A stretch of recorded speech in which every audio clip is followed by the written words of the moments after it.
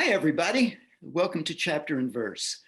Today I'm here with Brendan Deneen, and I think Brendan's going to blow your mind. I mean, Brendan has been an author, a writer, a talent scout, a film company executive, someone who gets books regularly made into films and TV shows, hires writers for works for hire, graphic novels, comic books. I'm sure there's things I've left out. Stay around for the whole conversation because you're going to learn a lot. And Brendan's a really interesting guy. And for full transparency, Brendan and I both work with Blackstone Publishing or work at Blackstone Publishing. Brendan's been there about 3 months and I've been there a little bit longer. Anyway, I'm Rick Bleiweiss. I'm an award-winning author, as is Brendan. And my new book, it's a historical fiction mystery book called 𝐬𝐿 and the Barbershop Detectives, comes out next February. And that is enough about me. Hi, Brendan. Hey, Rick, good to be here. Thank you very much.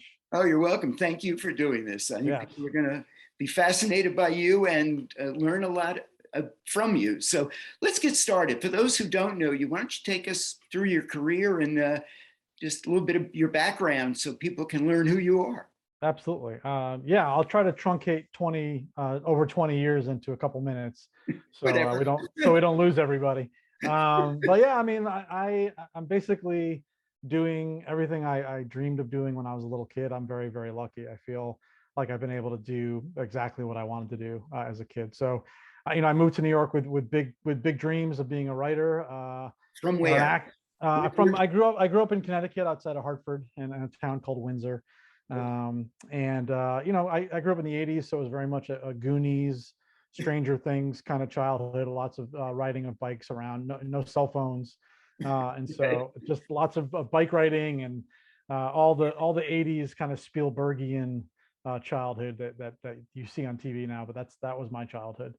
Went to the University of Scranton and then moved to New York to write and act. Not thinking that I would ever follow the path that I actually ended up following. I ended up randomly getting an assistant job at William Morris back when it was still at WMA, before it became WME.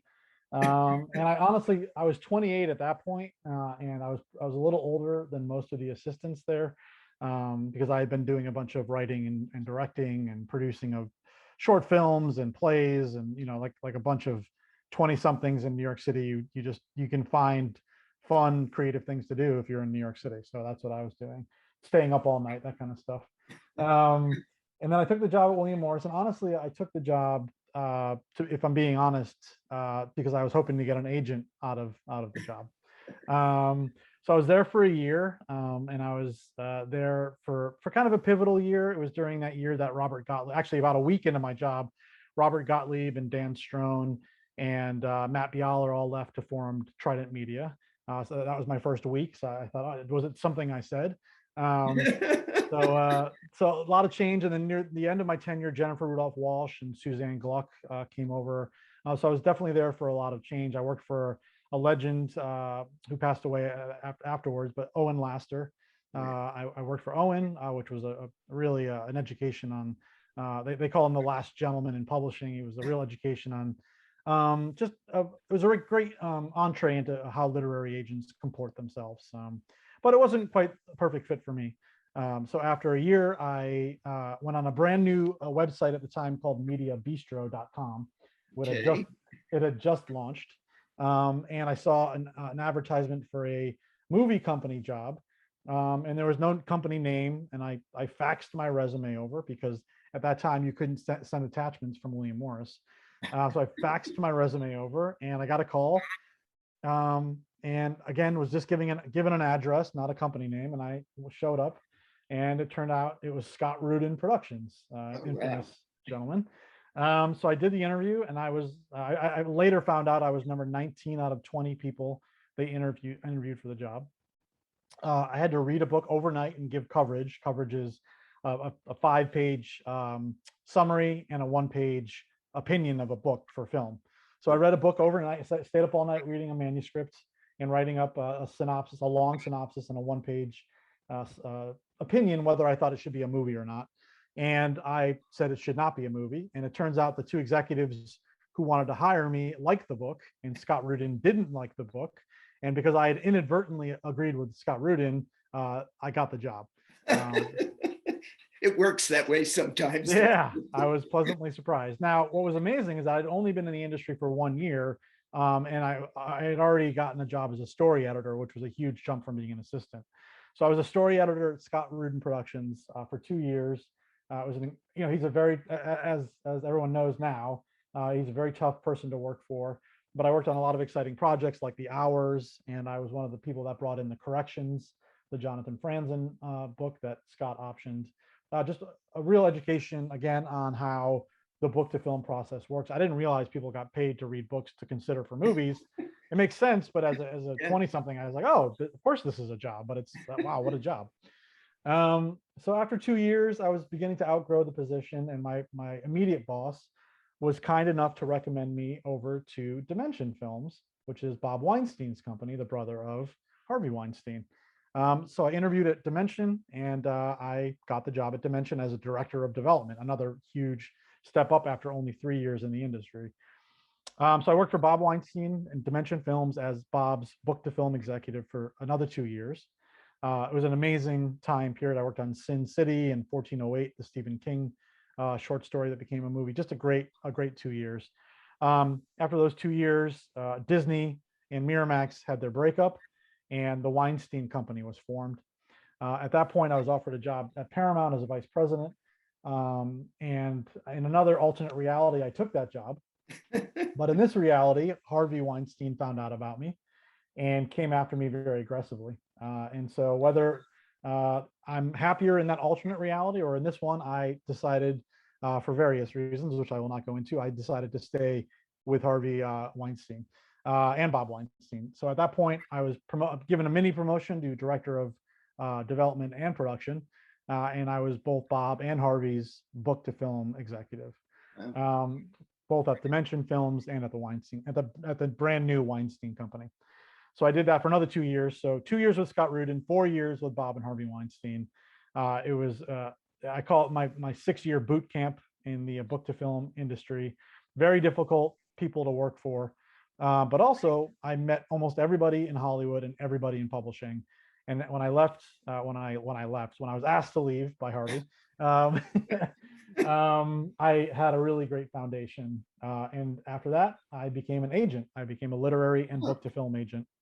So for the next 2.5 years, I represented authors for both publishing deals and book to film deals. That's the point I had to teach myself how to negotiate contracts. And I sold a lot of books to both publishing companies and to Hollywood during that 2.5 year run. That led to a meeting with Thomas Dunn, another fantastic guy in the publishing industry. And I was hired as an editor at Thomas Dunn Books, which is an imprint, or was an imprint of St. Martin's Press, which itself is an imprint of Macmillan. That was in 2010. So I started as an editor at Thomas Dunn Books, and 5 months into the job, two things happened. Number one, I acquired the rights to The Walking Dead for novels, and this was about 3 months or so before the show came out, which proved to be a great move on my part. Timing, dumb luck, I don't know what it was. At the same time, I got the rights to a young adult time travel trilogy with no agent. I found it in the slush pile. And I got the film rights for Macmillan. And when Summit Entertainment, the producers of the Twilight movie, called me about preempting the rights, I said, we can have that conversation, but also I'd like Macmillan attached as a production company. I was not really authorized to make that statement, but I did it. And to my surprise, Summit Entertainment, they said, sure, absolutely. So that was the birth of Macmillan Entertainment, which was basically me and one other person, my assistant, who's a fantastic executive now, named Nicole Soul. I started Macmillan Entertainment, which was a 1 or 2 person book to film imprint or company within Macmillan. Over the next 8 years, I sold about 100 Macmillan properties to Hollywood. Wow. many of which I created the concept for the book, hired the writer, like you mentioned, and then sold the right, published the book and sold the rights. There's a company called Alloy Entertainment that does this very well, and I sort of used that model and applied it to Macmillan. I'll get to the end of this soon. Take your time. Interesting. So, all good things must come to an end, including my tenure at Macmillan. And so I joined a small production company in New York City called Assemble Media. And I was doing much of the same thing, creating intellectual property, selling it to publishing companies, selling it to Hollywood. And that was a good 3 years. But during those 3 years, I met a rascal named Rick Bleiweiss, and we got to talking, and Blackstone and I shared a similar outlook on intellectual property. I like what they do. They like what I do. And lo and behold, 3 months ago today, I joined Blackstone as the head of their new film and TV division, much like I did at Macmillan. And here I am. And Rick is right. During the last 15 years, I have been writing. I have written 3 novels, 4 best-selling picture books for Marvel. And I've got a middle grade graphic novel coming out next year from DC Comics, which I'm very excited about, and lots of comic books and short stories and whatnot as well. So I publish comics as a hobby. And yeah, I'm basically, like I said at the top of this, doing everything I always wanted to when I was 10 years old back in the 80s. So I'll stop talking now, but that's a not so quick nutshell of my career. That's great. But let me ask you a question about the comic book publishing aspect of it. So what is the name of your comic book company, and what kind of comics do you publish? Yeah, so the company started in 2008 as a company called Arden Entertainment, and no one could spell or pronounce it, but that company was around for about 7 years. And then at a point when it really needed to transition, it became Scout Comics. And it's a hobby company. It's something I started on the side, and of course, Blackstone is always my priority. But Scout is I'm not involved in the day-to-day as much anymore. But I'm the founder and CEO. We've got an amazing team that runs the day-to-day, and we publish creator-owned books. We don't do licensed properties. Back at the original company, we did Flash Gordon, which I wrote, and we did Casper the Friendly Ghost and Island of Misfit Toys, which I wrote. But now we only do creator-owned books, or the creators, they retain all their rights, but we publish the books and help sell them into Hollywood. So we do all genres. We're genre agnostic. So it's, I think our favorite sort of our genres are sci-fi and horror and thrillers, but again, we're genre agnostic. If it's a great comic, we'll publish it. Good. But again, Blackstone is of course my priority. Well, politically said. Of course. So you said that when you were at WMA, one of the things you were hoping for was to get an agent there. So did you get an agent there, or did that come later in your career? I did not. When you start as an assistant as a job, it's a very fine line between being an assistant and pushing your own stuff. So it really was never appropriate for me to really look for one. But I certainly learned a lot about being an agent. And then when I was working at Dimension Films is when I got my first work published, and that was actually a comic book. My first comic book was called Scatterbrain. It was a sort of a Batman type story, but it was really about the Commissioner Gordon type character who's obsessed with taking down a vigilante, and kind of an R-rated Commissioner Gordon type story. And then I wrote my first novel when I was 18. I was a senior in high school, and I finished the whole novel. It was terrible. And then I wrote my second novel when I was 21. It was slightly less bad, but still not good. My third book was a kid's book that I'm now doing as a comic book. That was actually a huge improvement. And then my third novel, it took me 15 years to write. And eventually, it's funny, I called Richard Pine, who you may know, a legendary agent. I know of, yes. Yeah, so he's at, I believe it's at Inkwell. And I reached out because at Macmillan, I was always looking for new authors to work with. And I was upset. One of my top 5 books ever is Geek Love by Catherine Dunn. Okay. And she had never written a second book. So I reached out to Richard Pine, I think, to see if she would give a blurb or to see if she wanted to write a book for Macmillan. And he told me, I didn't even expect to talk about this today, but he told me that Catherine Dunn had a second book under option at Knopf and had never written it. So she wrote one book. She passed away, but she wrote one book and then never wrote another. I mean, she wrote what I consider to be one of the absolute best books ever written, and then just never wrote another book. And I said to Richard, I said, well, look, if you ever talk to her, she was still alive at this point. I said, please tell her that I'm a huge fan and that I wrote a circus novel very much inspired by her. And he's like, tell me more about your novel. And I was like, oh, so I pitched him my novel. He's like, send it to me. So I sent him my novel, which is a circus novel based on Dante's Inferno, actually.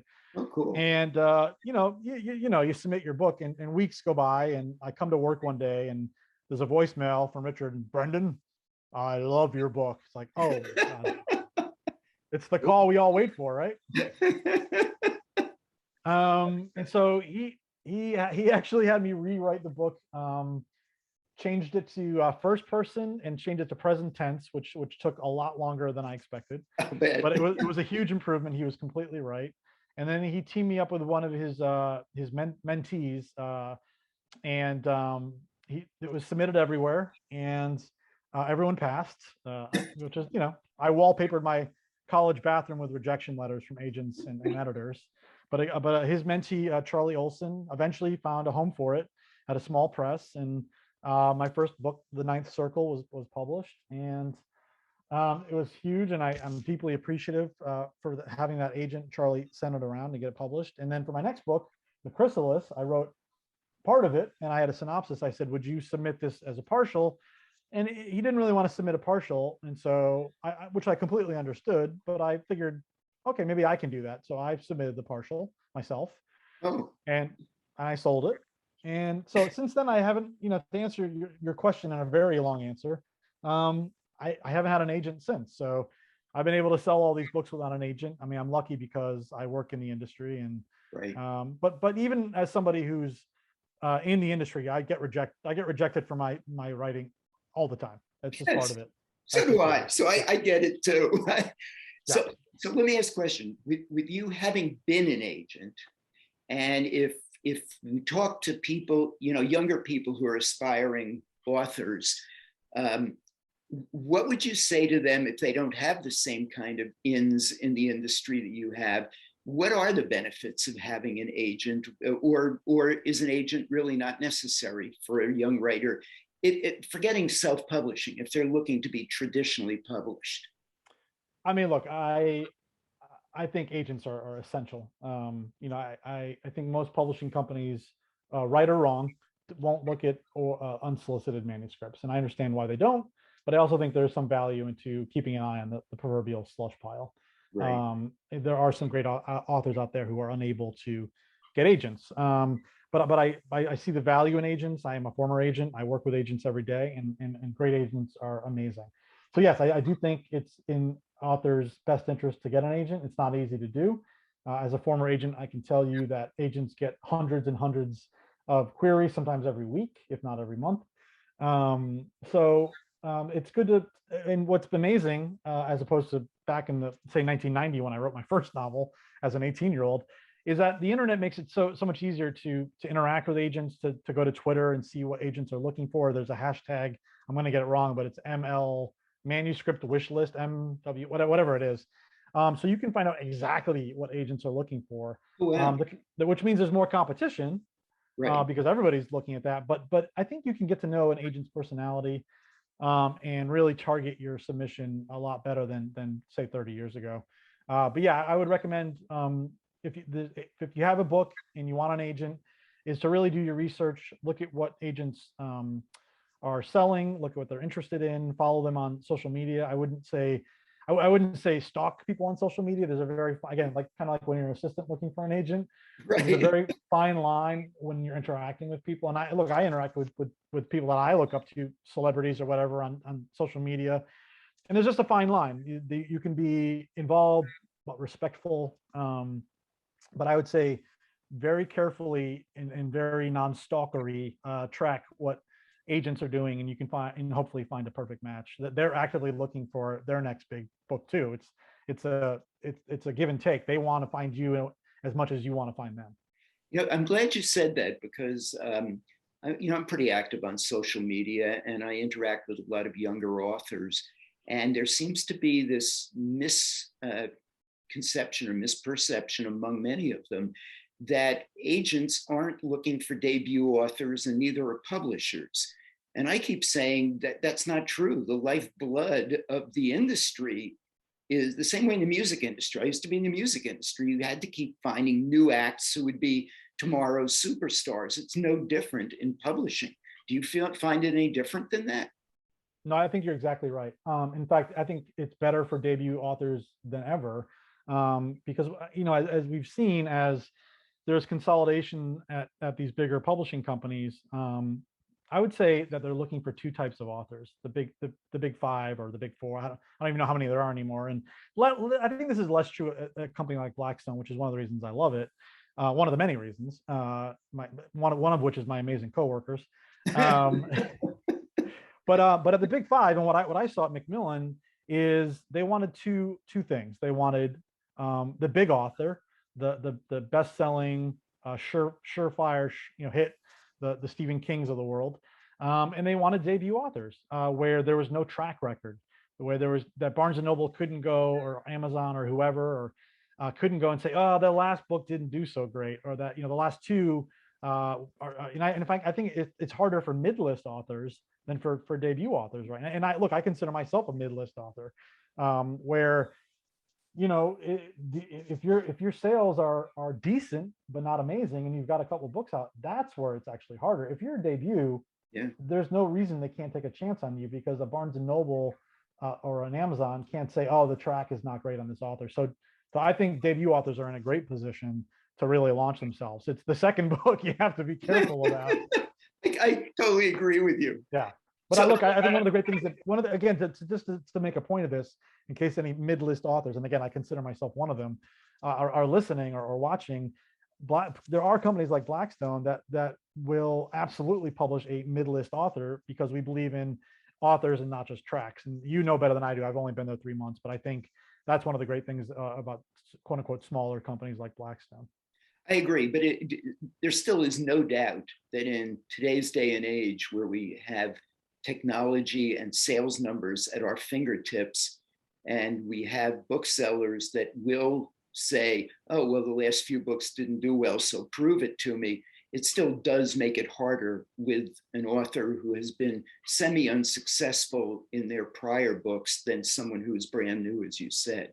There's no right, and those mid-list authors can also, and this is not for everybody, can also switch genres, because I believe the buyers for different genres are different. So like I write all genres, and I think that some authors have been very successful in just genre hopping. Not for everyone, but that's another thing to consider for some people. So let's talk about that for a second. Pen names. So do you think if you're genre hopping, you should be hopping with different names or the same name, or what do you have a feeling one way or the other? I don't. I think that I see the value in pen names. I think that you can get a fresh start with a pen name, but I think if you're changing genres, you are going to bring a certain fan base with you. And I think, I can't speak for the buyers, for the Barnes and Nobles and Amazons and indie bookstores of the world. I don't know. I can't answer for them. I think that a name has, like, even if you sold only 5,000 copies of a book, that's 5,000 potential fans. And I think keeping your name on there is potentially something that's exciting. So I don't know the answer to that. People have asked me, I genre hop. I write kids books, I write middle grade, I write scary novels. And people have asked me about pen names, and I push against it because I want my name on there. Right. I agree. It's just an ego thing, but I do see the value sometimes in the pen name. So as an author, I feel myself against it. As an editor, I feel myself on the fence. So I don't have a great answer for that question. Okay. How do you write? Do you plot things out in the beginning, or do you just have an idea and then you just let your brain run with it, or what's your writing? How do you write? Yeah, I almost always plot first. I write my synopsis and then I write, and things change, but I find the free writing generally doesn't work. I am writing one comic book series right now that's like a high fantasy, a Lord of the Rings kind of thing, where I have this really cool premise.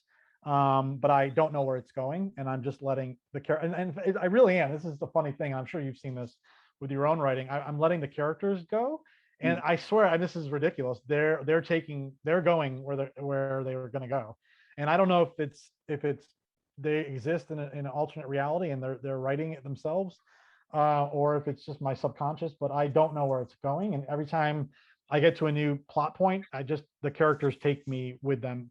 And I don't normally write that way at all, but I'm just trying it with a comic book, and it's been pretty fun. And I would never do that with a novel, honestly, ever.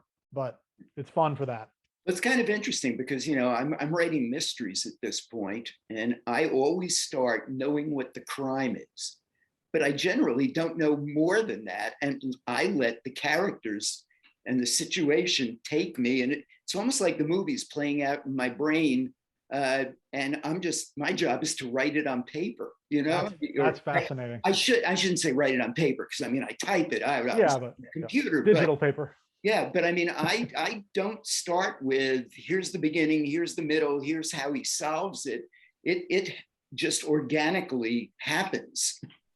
Look, you're a better man than me. I want to write every genre. That's my ultimate goal, is to write something in every genre, whether it's a comic or a book. But mystery, I think, is the one that scares me the most.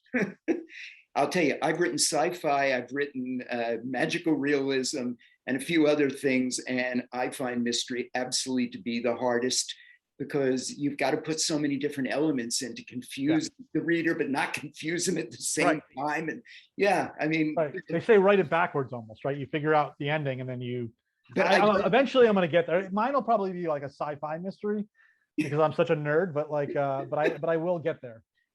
Cool. Yeah. So do you block time out to write, or do you just write when you have time? Yeah, I don't really have a lot of time. So I've got obviously a job, and I've got kids. So it's impossible for me to block out a specific time. So I grab moments when I can. I actually do sometimes write on paper, because I'll be in the car, waiting for my kid to get out of a doctor appointment. And I'll just scribble something. I've written ideas literally on napkins, which is a cliche, but it's absolutely true. So I don't have and sometimes I'll go for huge, like I'm in a dry spell right now where I haven't written in a while because I'm so busy. So I wish I had more of a schedule, but I've got a 15-year-old and a 10-year-old. And so for now, especially during the school year, I'm at the mercy of sports practices and doctor's appointments. And, so I grab time when I can. I just try to make it all work. It's not easy. Yeah, no, I believe it. Do you believe in writer's block, or do you, if you do, what do you think it is? I believe it exists for some people, and I'm lucky I've never had it in my entire life, knock on wood. Yeah, I'm knock on wood too, because I haven't either. I've never ever had it. That's because I have ideas coming out of my ears, which is why I can sort of afford to give my ideas to Blackstone or Macmillan or whoever. Like, I have so many ideas that I'll never write them all. So that's why I like my job. And people have asked me, like, why are you giving your ideas away to your companies? And first off, I don't care. Like, even when I quit Macmillan, I left behind 20 books that I had created, and it's hard, but at the same time, they still exist as books. And I have them on my bookshelf here, and it's fun to create an idea and let another writer run with it, and then I get to publish it with Blackstone, and then I get to sell it as a movie or a TV show. And there's a million ideas out there. The ideas will never stop, and I'll come up with the next one. And there's been a couple over the years where I let someone else write it. I was like, oh, that was really mine. I should have written that one. But that's okay. That one's okay. So I feel bad for people who get writer's block. I think my advice, if anyone even wants it, is to write through it, is to jump to the next chapter, to ignore whatever moment, the sentence, don't finish the sentence, go to the next sentence, go to the next character. Like, it just, whatever's stopping you, like the first novel I got published, I think it took me 15 years to write it. And I think the first 10 years I was rewriting the first 50 pages over and over again. I get that. It's like, and then eventually you're just like, I got to stop. And I think just like edit it later. Don't even think about it. So, I think it's just better just not paint yourself into a box in terms of self-editing or thinking. You got to just maybe drinking a little bourbon. That's what not for everybody, but I drink a little bourbon when I write, and that tends to, I'm not saying that everybody should do that. I'm not advocating for that, but for some people, whatever it takes, vitamin C maybe. No, Um, I'm with you. I've never really experienced writer's block in the traditional sense of it, but I would say that I have occasionally experienced what I'd call writer's fatigue, where I just kind of felt I've written so much in the last few days, I need a break. oh yeah. Yeah. And so I'll maybe play video games, for a couple of days and then start again. I think personally, it's whatever it is that gets you through not writing is what you should do to get back to writing. Right. Yeah. I mean, I sometimes worry about taking too long of a break because it is a muscle. And Yeah. it's like Yeah. when I run, I try to run and then I stop for a week and I'm like, oh, I really don't want to go running again. So I try not to wait too long. But again, like I have, whenever I can catch a little bit of time. And sometimes my stories, like I'm writing a novel now. And I've been writing it for 7 years on and off. And I love it and I miss it. And every now and then some part of my brain says you have to write, and I'll write one page and then I'll put it down for another 6 months. Yeah. I don't know. Well, I started the *𝐼𝐶𝐵𝐵𝐼𝐴 book as a short story 6 years ago. So yeah, I get, you put in whatever time it takes to get it right. Exactly. So having been an agent, I don't know, as you as an author, have you ever had to write a query letter? As an author, well, yeah, I guess when I was 18 and it was 1990, I wrote a lot of them and I mailed them because the email didn't exist yet. Right. So I wrote a lot then, and then my second novel, same, my third book, I did then. And then I guess for my fourth book, I did then. So yeah, I've written query. I mean, I think it's an art. So having written query letters and have been an agent on the receiving end of them, do you have any advice as to what makes for a good query letter or what to avoid in a query letter? Yeah, I think first off, it should never be too long, like never ever more than a one page, obviously. I think a sense of humor can be good. Like I really appreciate a good sense of humor in a query letter. Researching the person that you're sending it to. No one wants to personalize 20 letters to agents, but it's probably worth your time. Yeah. And it's obvious when it's just a cut and paste. It's like, dear agent, I enjoyed that one book and then the title, it's like, I know you just cut and pasted that book from Right. Publishers Marketplace. So it can be a little more personal, without being like, I know where you live. So, personalized within reason, I think is really good. But honestly, it should be 3 paragraphs. It should be your opening, which can include, any platform you have.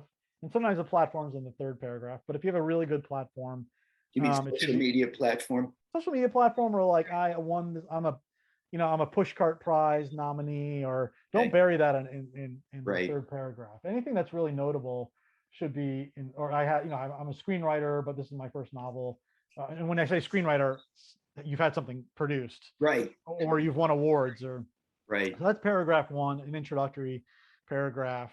Paragraph 2 is just your synopsis, no more than a paragraph, and it should sizzle. It should be like a movie trailer.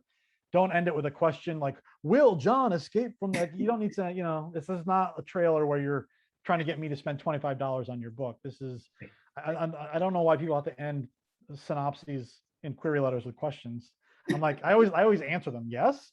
Like, yeah, are you asking me? And then the 3rd paragraph is just your bio. Anything that's not like so notable, it shouldn't go paragraph 1. So 3 paragraphs, I'd say that's all you need. Okay, great. So let's talk about film, book to film and film. Yeah. First of all, what is it today that you think film and TV companies are either looking for or not looking for? Yeah, it's been interesting. So I've been doing books to film for 20 years, and I've seen huge shifts in what people want. The rise of the streamers has changed everything, obviously. COVID has had a huge impact as the movie theaters have closed and still struggle, unfortunately. And look, I'm the kind of person who loves going to the movies. If I could go to the movie every day, I would. Yeah, I get it. I grew up going to the movies with my dad. I love the movie. I worked at a movie theater in high school. Hey, we're still learning stuff about each other. This is beautiful, people. Want to cry.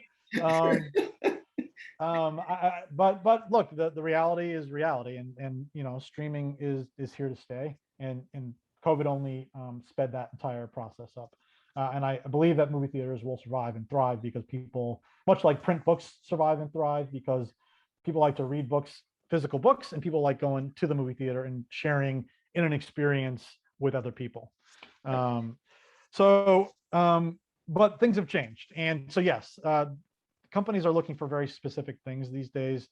In terms of big feature films, they're looking for events, generally speaking. The sad thing about sort of like the decline of the mid-list author, again, as a mid-list author, I say that with a heavy heart. There's been a decline in the sort of auteur-driven film, the Little Miss Sunshines of the world, the sort of, the small budget movies that are that can find an audience in the art house circuit. That's gotten harder and harder. Those kind of movies can do well on streaming, but it's not quite like it was. So for the feature film world, they're looking for event movies, and a lot of times it's going to be based on a piece of IP, obviously comic books or video games or a best-selling book, or a major piece of talent, who, like the writer directors of the last couple of Avengers movies, they can come up with an idea and get that made because of who they are. So it's really hard to sell big feature films these days, even as Netflix originals or, but it's really hard. So what you can sell are TV shows, limited series are hotter than ever. There's so many streaming platforms. They're all looking for their own Fleabag, or, Stranger Things, any number, Bridgerton. They're all looking for that water cooler show that everybody's talking about. And one of the things I find interesting is that generally speaking, they're no longer dumping entire seasons in one day. I think they've realized the value of doing the week to week, like say Ted Lasso, where then you got to wait and everybody's talking about, oh my God, did you see that episode? And I prefer that as a fan of comic books too. I like having to wait. My wife hates having to wait. She wants to binge everything in one sitting. It's like, maybe it's masochistic. I like the wait. I like the pondering of, oh my God, what's going to happen next week, next month. So they're looking for high concepts, short stories. As you know, I've been selling short stories left and right. Short stories are hotter than ever, I think, because then a writer or director, screenwriter really can put his or her or their stamp on a piece of material. It's a world that then a screenwriter can then build on. Science fiction, grounded science fiction is very in. Horror is always going to be popular because it's cheap to make, and when it hits, the upside is huge. The profits are huge. What is grounded science fiction? For those who don't know, how does that differ from another kind of science fiction? Yeah, I'm wearing a 𝐬𝐿𝐫𝐿 shirt, which is from Alien. Like, that first Alien movie was all contained. So, big, like I'm a Star Wars and Star Trek nerd. That kind of stuff is not really in demand because it's expensive, and so unless it's based on IP, famous IP. So contained is small, easy to shoot. Time travel is always good because it's more conceptual. Alien invasion can be done in a really tight way. So it's like smaller budget stuff with high concepts. That's what I'm talking about. As much as I love space opera, it's just hard to film for cheap budgets. John Wick type characters, they're always, what's a twist on John Wick? At my last company, right before I left, I sold a book called Assassin of a Certain Age, at a bidding war, because that was John Wick, but instead of a middle-aged man, it was a grandmother type. So a Michelle Pfeiffer, although she's a woman of a certain age, still amazing and could kick ass, but she's conceivably a grandmother who's also secretly an assassin. So like, what's the new John Wick? Who's the new John Wick?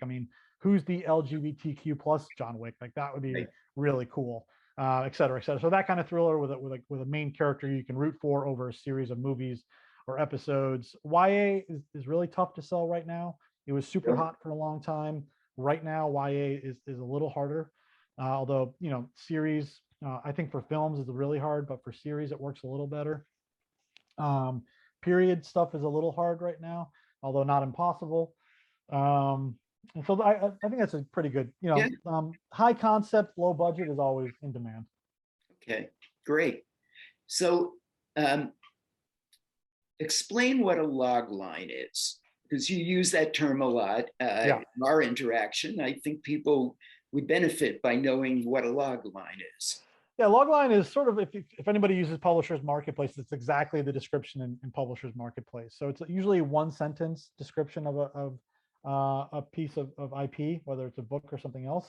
And because it's so hard to do, if you'll notice this in Publishers Marketplace, there'll be like run-on sentences, or like I think Publishers Marketplace frowns on semicolons, but it can be semicolons. I'd say no more than a paragraph, usually a sentence. A log line is a really short description of a piece of IP or a book, basically what you'd call an elevator pitch. So you get on an elevator, you strike up a conversation with the person next to you. It turns out that he or she or they is a big movie producer. You're aspiring screenwriter, and you've got 5 floors to pitch your movie. It's got to be that short. So that's exactly what a log line is.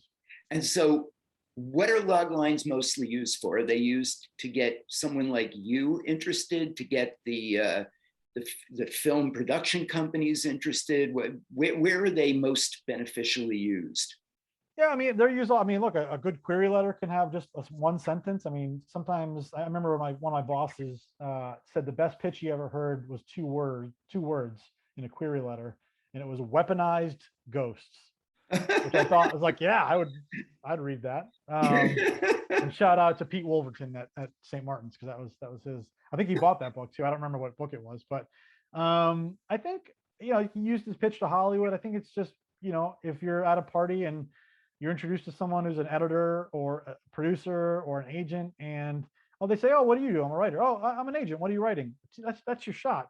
You guys are at the drink table or whatever. You only got 1 minute for that person before they turn their back. And I think one sentence pitch of your IP, your book, your comic, your screenplay, you got to have that one sentence pitch. So that's a log line, and I think it's useful for literally every interaction you have with any professional who you want to sell something to.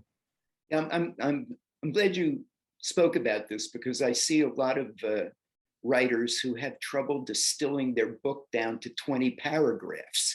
You really need to distill it down to a paragraph, and if possible, a sentence. Yeah, the shorter the better. I mean, look, Hollywood people, I mean, editors, agents, everybody's getting a million submissions every day. And when it's funny, literally on the way home from driving my daughter home from school today, she's like, oh, I have a pitch. She's always pitching, my 10-year-old. She's always pitching me stuff. She pitched me one sentence. I was like, that is one of the best pitches I've ever heard. And I have to go make sure it's not already been done. But I mean, it was one sentence. I was like, that's amazing. So yeah, you just never know. Cool. That's cool. So I hear complaints on, I shouldn't say complaint. Yeah, maybe they are, on social media from some writers that say, oh, well, if you sell your book to Hollywood, you lose all control of it, and they're probably going to turn out a crappy piece of product. I want to write my own screenplay. So my question to you is, what's the reality about authors who do have books that Hollywood's interested in having an expectation or an interest in writing screenplays, and how much does that hurt them or help them? Yeah, I mean, there is some truth to that. Hollywood in general does not want the author to adapt their own book. And look, when Paramount optioned my novel, The Chrysalis, they asked me if I wanted to adapt, and I actually said no, because I would have just regurgitated the novel because it's perfect.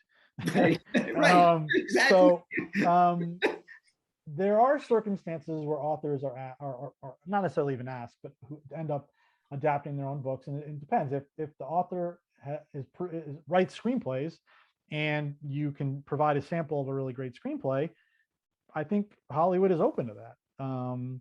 If you've never written a screenplay before and you just want to write it because it's yours, Hollywood it doesn't really want that. They want to find a professional screenwriter. Now, in a case where you have multiple companies bidding on your book, and it becomes a bidding war or an auction, then you have a lot more say in that, and that can be one of your talking points. And if one company says we'll let you adapt it, and they're offering less money up for the option, if that's worth more to you as a writer, then you can go with that. But generally speaking, unless you are a proven screenwriter or you are holding all the cards in a negotiation, Hollywood doesn't want you to adapt your own book. And I understand it from both points of view. I'm an author and Hollywood executive. But generally speaking, And yeah, they don't want you to. And also to your point earlier, yes, of course, they may make a terrible version of your book, but once you sign the dotted line on an option agreement, you have to accept the fact that that is a possibility, and you have to kind of just accept it and get over it, because the book is still the book. The book will always be the book, and the movie will be the movie. And you have to be comfortable. And look, if you're not comfortable with that possibility, you shouldn't sign the deal. Right. It's just the way it works. And hopefully everybody wants to make, nobody goes in to a movie wanting to make a terrible version. It happens.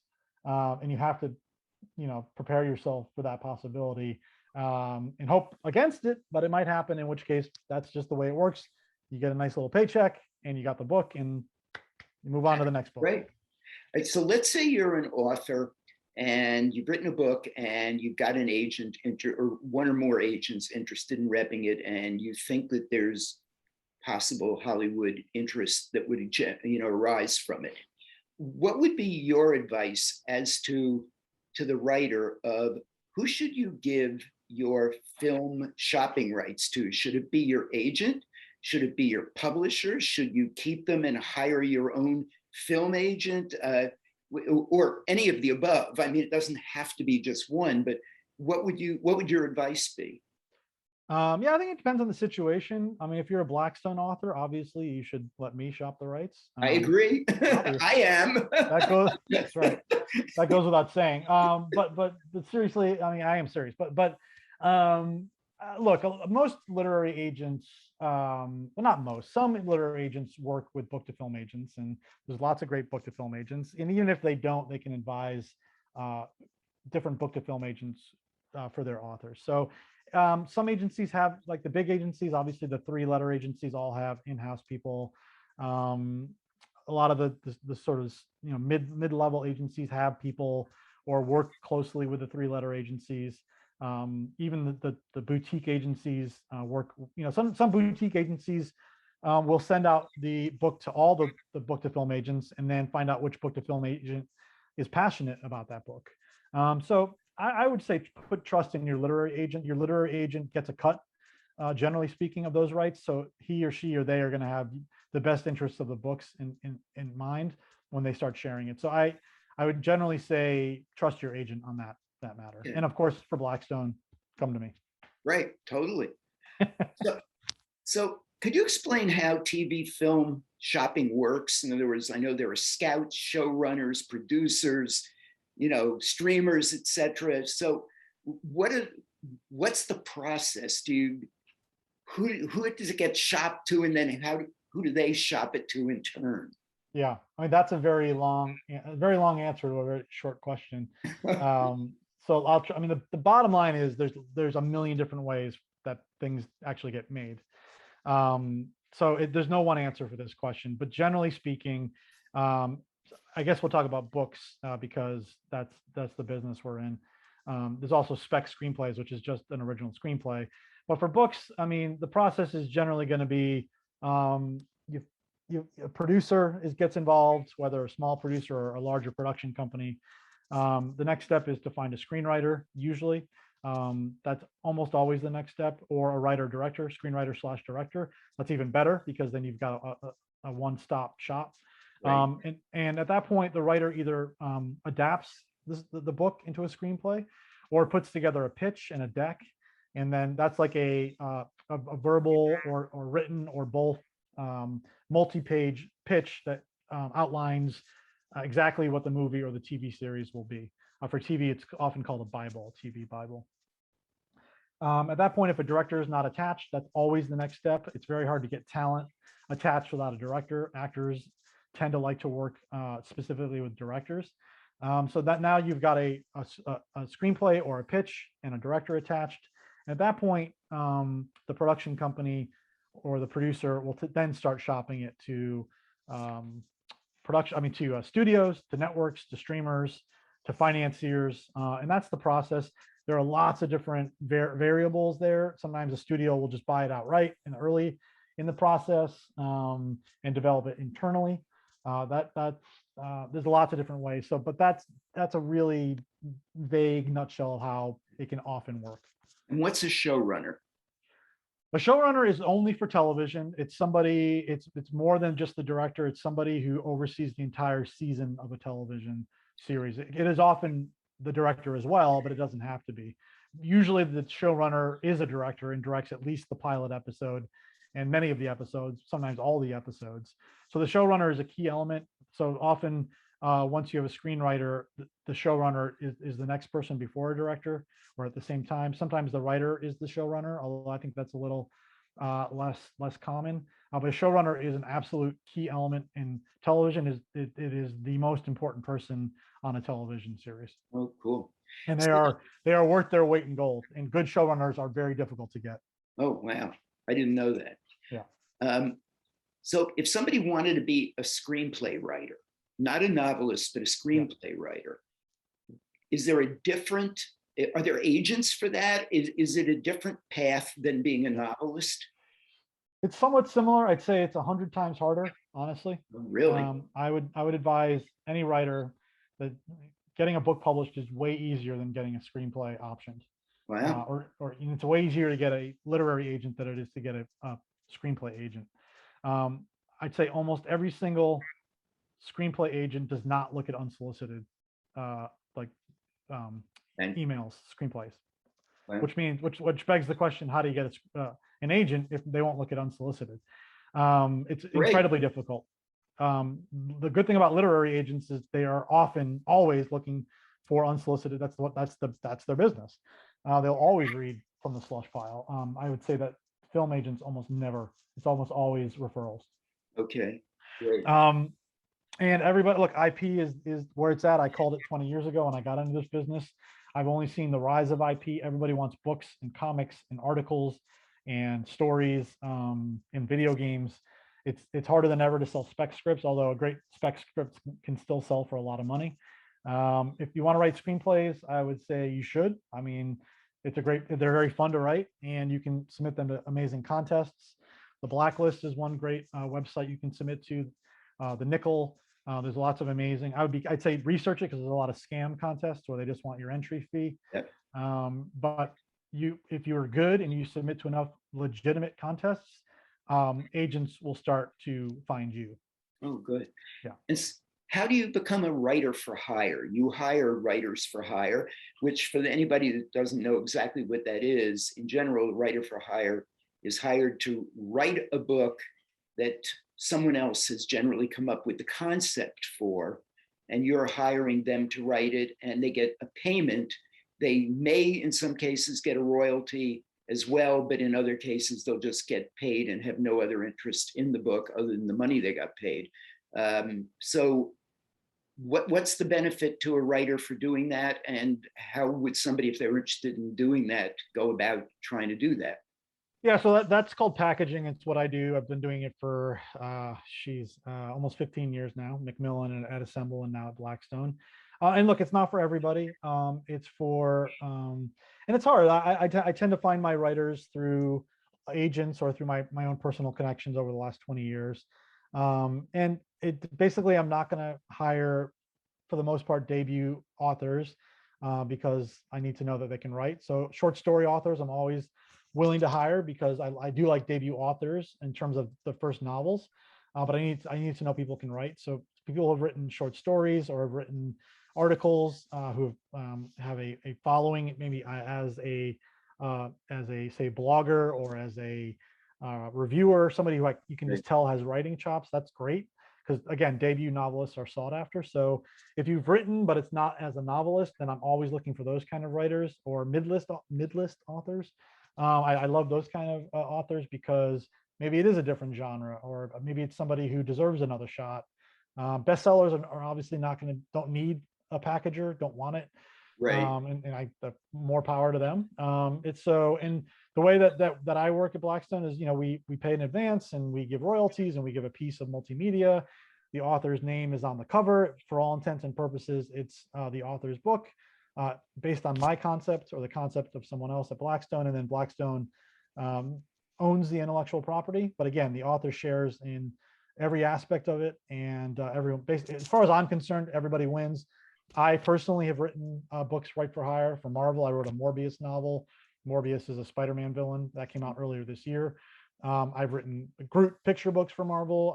Like I said, I wrote Green Arrow book for DC coming out next year. I love playing in other people's sandboxes, and I also write my original novels. So it's not for everyone, but it's fun, and for the right author, it can be a really great experience. Cool. Well, excellent.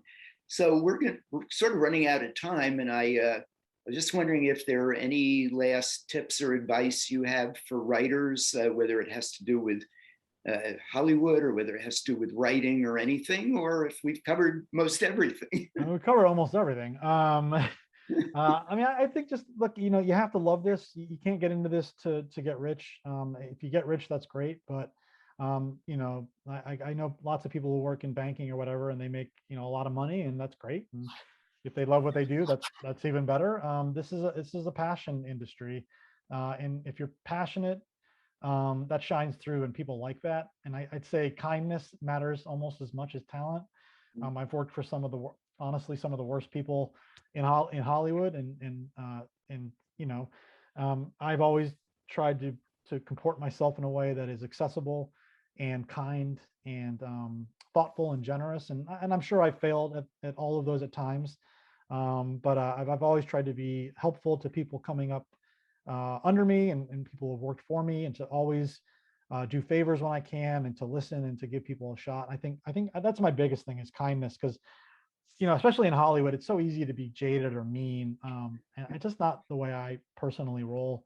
I moved to New York because I wanted to do this stuff, and people help me. I try to help people, and if you're not having fun, what's the point? I couldn't agree with you more on everything you said, and certainly something I've told my sons when they were growing up, and that is, in general, if you work at your passion, it'll seem less like work and more like fun. Yeah.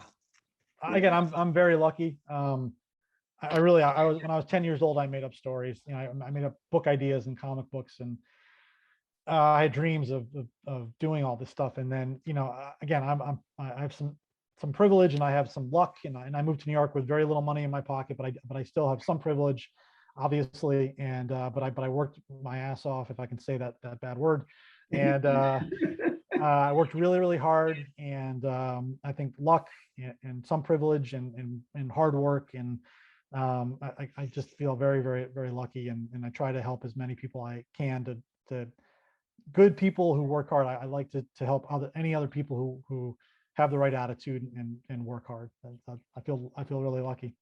Well, great. I feel exactly the same way. And I wrote and published my own sports newspaper when I was 10. So you and I have a lot in common that we didn't know about. Yeah. Well, this has been great, Brendan. I'm sure you've imparted a ton of really interesting information. It's been fascinating.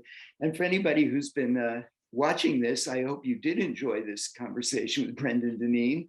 And if you did, please press my logo and the bell and subscribe to this channel, because there will be more really interesting conversations. I don't know if they'll be as interesting as this one. I hope they will be. Rick, I think you're supposed to say, smash that like and subscribe button. That's what the kids say. Oh, is that what they say? Smash that button. All right, smash it. Well, thank you, Brendan. Appreciate it. All right. Thanks, Rick. Okay, bye-bye.